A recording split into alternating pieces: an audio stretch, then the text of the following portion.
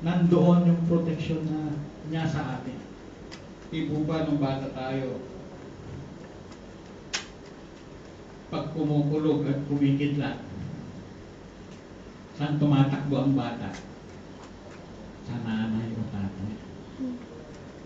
Pag natatakot, may multo. Saan tumatakbo ang bata? Sa magulang. Tay, nay, dito na lang po ako matutulog sa tabi ninyo. Takot ako eh. Pag nag-aaral na maglakad, isang musmos. Sinong gumagabay sa kanya? Ang nanay o kaya ang tatay. Hindi niya papayagan ang kanyang anak na masaktan. Masukat. Ganun eh. Sa atin, anak ng Diyos Ama, nandun ang kanyang proteksyon. Meron po akong nabasa na isang testimonya ng isang batang babae na naglalakad. At doon sa lugar na yon, nandun yung pagkahasa. Maraming ginagahasa sa lugar na yun. At minsan, itong batang babae na to ay lumakad doon sa lugar na yun. Pero ang batang ito ay nanalangin sa Panginoon. Panginoon, proteksyonan mo ako. Dahil alam niya na delikado yung lugar na yun. At wala pong nangyari sa kanya. Natawid po siya. Pero meron pong lalaki na doon din nahuli yung rapist sa lugar na yun. At sabi niya, nakita niya yung bata na yun. Gusto niyang rapin. Pero hindi niya nagawa dahil sabi niya, may kasamang matangkad na lalaki. Kaya hindi ko nagalaw. Pero sabi ng bata, wala naman akong kasama. Alam niyo po yung kasama ng batang babae. Isang anghel. Ganun din po sa atin. Ang ama natin sa langit ay mayroong siyang binibigay. Nagwanda sa atin. Amen. Kaya dapat ang panalangin natin ay lagi tayong magpabalot sa banal na dugo ng ating Panginoong Jesus. Kahit nga yung pangalan ng Panginoong Jesus natin, napakabisa po.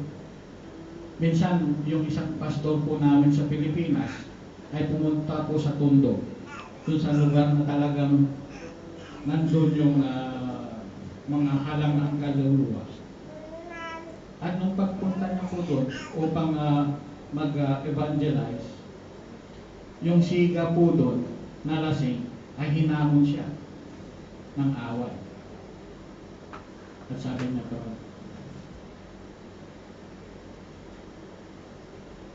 hindi ako makipag-away sa iyo. Tapos yung lasing na yon bumunod ng balisok. At ang sinabi niya, nung sasaksakin na siya, sabi ng pastor, in Jesus' name. Alam niyo po kung anong nangyari. Yung lasing na yon ay parang natulala na hindi makakilos at pinitawan niya yung panaksak niya. Ganun po kabisa ang pangalan ng ating Panginoon Jesus.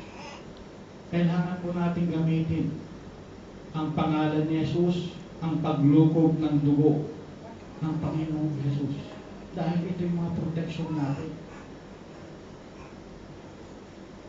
Dapat sa umaga, sa pag-isip natin, ang panalangin natin dapat ay yung yung proteksyon ng Panginoon. Dahil hindi mo alam kung anong mangyayari sa'yo. Baka kapag naligo ka, sa pagpunta mo sa banyo, nadulas ka, nauntog yung ulo mo. Kailangan natin ang proteksyon ng Panginoon. At kailanman hindi niya papayagan may mangyari po sa atin. Yung pangatlo po, yung learning. Ang isang bata po ay curious, yung sabik matuto. Marami pong tanong yan. Kung ang bata nagtanong sa'yo, kung minsan mauubusan ka ng sagot, di po ba? Sabihin sa'yo ng bata, Tay, saan po nanggagaling ang baby? Kung minsan mahirap nating sagutin dahil nandun yung gusto nilang matuto. Curious sila. At meron po akong kasambahay ngayon na isang pamilya. Ewan ko po kung kilala niyo si Brother Shani sa Sister Marcela. Si Shani po ay isang Pakistani at si Marcela po ay isang Romanian. So, meron po silang anak na si Anis. At itong batang ito ay talagang bilib ako sa batang ito. Kasi si Shani, kinakausap niya yung bata ng Urdu. Ito naman si Marcela, kinakausap niya ng Romanian. Ako naman, kinakausap ko ng English, kung minsan Tagalog.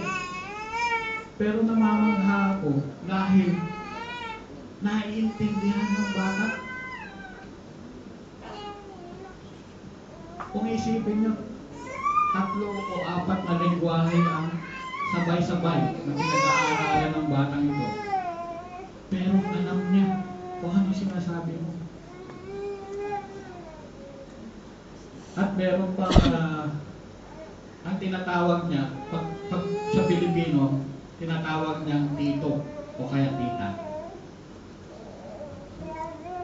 At hindi niya tatawagin ng tito o tita yung mga ibang lahi. Sa Pilipino lang. Dito ako namamangha dahil kahit na 3 lingwahe ang pinag-aaralan niya, natuto yung naiintindihan niya.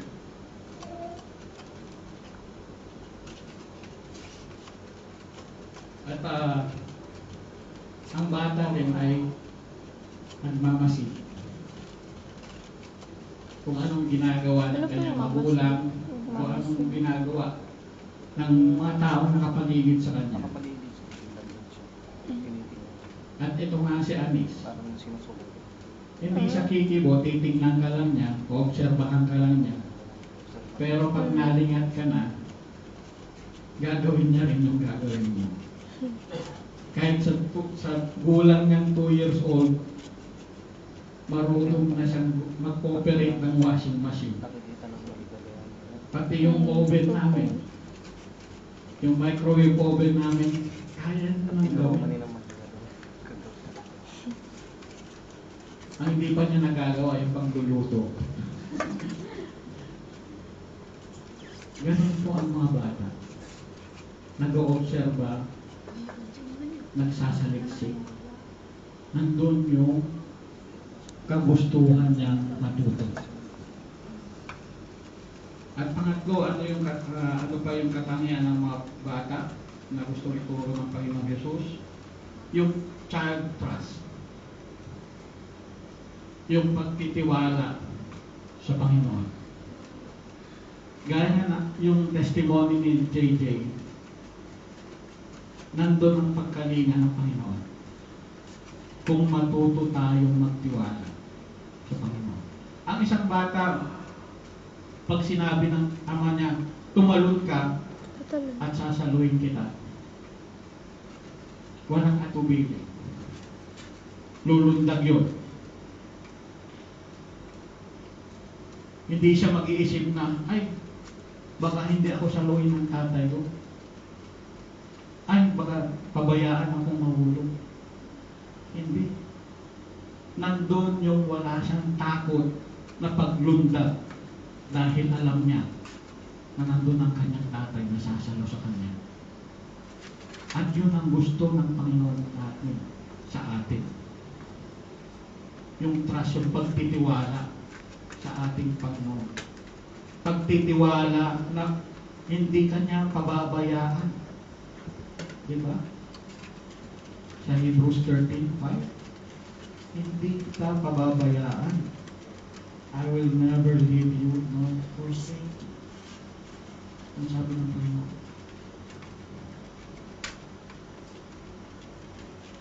Pero kung minsan hindi tayo rin makapag-antay. Alam niyo po, kung ibibigay ng Panginoon sa tamang takdang panahon, huwag ka lang mag-doubt sa Kanya. Bakit po nagiging kontento ang isang bata? Tingnan niyo isang bata, parang hindi nag-aalala. Dahil nandun yung pagtitiwala niya sa kanyang ama.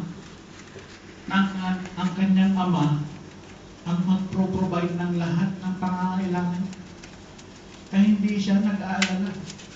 Nakakita na ba kayo ng batang nag-aalala?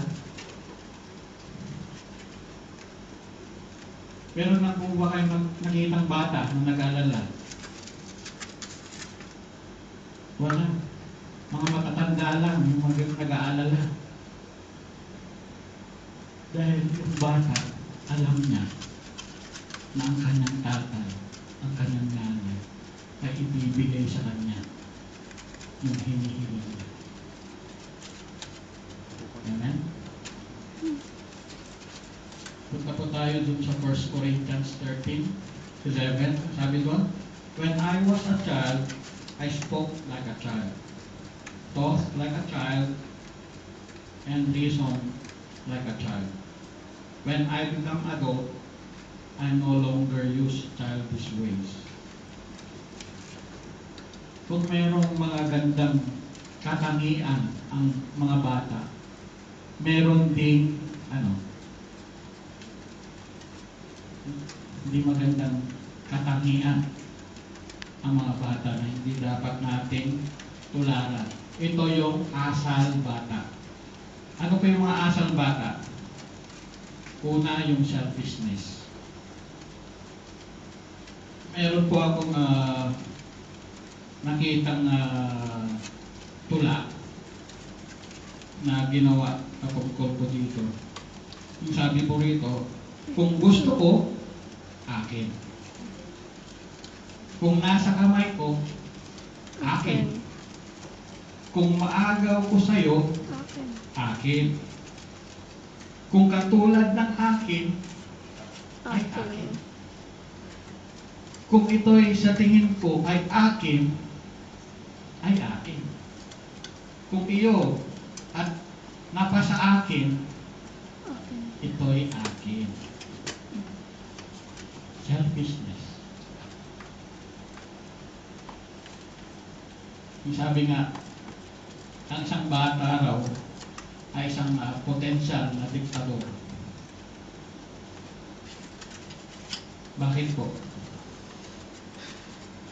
Ang isang musmos, ang isang baby, matapos maglaro dun sa party, uwi mo, bibihisan mo, patutulogin mo. Pagdating ng 2:00 at nagutom, ano pong gagawin? Iiyak ng iiyak yan hanggat hindi mo siya binibigyan ng gatas.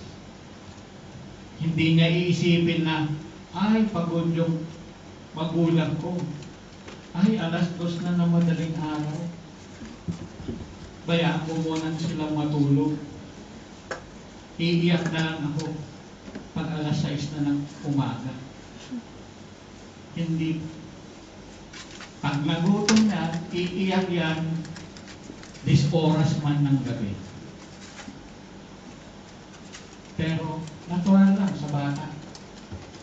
Dahil nilikha sila na ganyan ng Diyos. Pero pag kaya ang isang Kristiyano na ang nag-asal ng ganyan, ang may diferensya na. Di ko ba?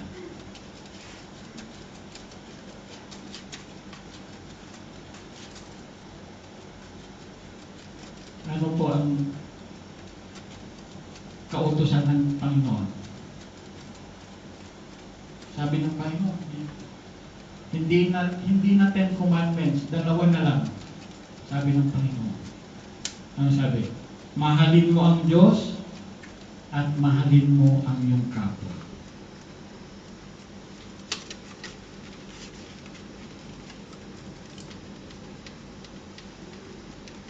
Dapat isang tabi na natin yung asal na to, asal batang na to, yung selfishness. Kailangan din natin yung tayo ay mapagbigay. Alam niyo po, kung lalo kayong nagbibigay,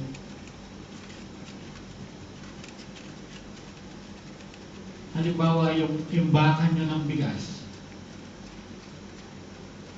hindi nakukulangan yun, paano mo mapupunaan? Pero kung yung bigasan mo, laging nauubos, merong pupunuin ang Diyos.